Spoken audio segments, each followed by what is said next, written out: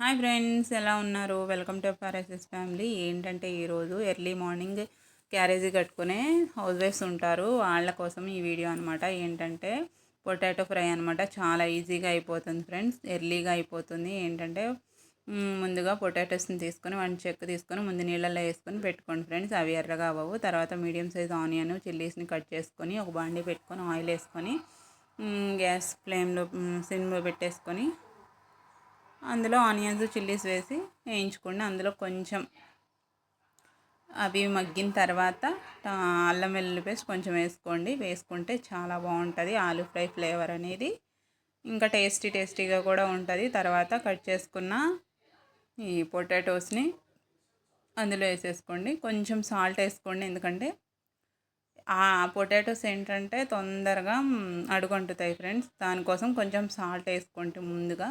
తర్వాత మీకు రుచికి తగినంత చూసుకొని తర్వాత వేసుకోండి. ముందైతే కొంచెం వేసుకోండి. చూడండి, ఎంత వేసినా కానీ అడుగంటుతూనే ఉన్నాయి.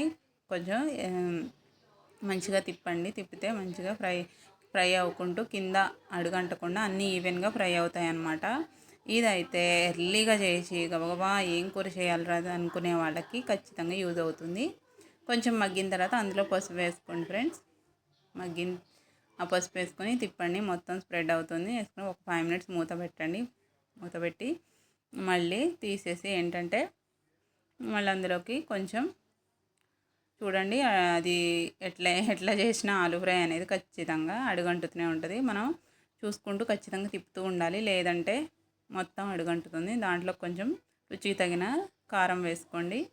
మీరు ఎట్లయితే తింటారో అంత స్పైస్ అనేది మీ ఇష్టం అనమాట. వేసుకొని ఫ్రై చేసేసుకోవడమే. లాస్ట్లో కొత్తిమీర యాడ్ చేసుకోండి.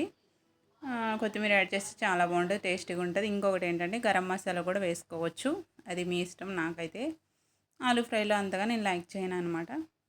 మీరు కూడా ట్రై చేయండి. దీనికి కాంబినేషన్ రసం పెట్టుకోండి, ఇంకా చాలా బాగుంటుంది. ఆలూ ఫ్రైకి కాంబినేషన్ ఎప్పుడైనా రసం అనమాట. నా వీడియో నచ్చితే లైక్ చేయండి, షేర్ చేయండి, సబ్స్క్రైబ్ చేసుకోండి.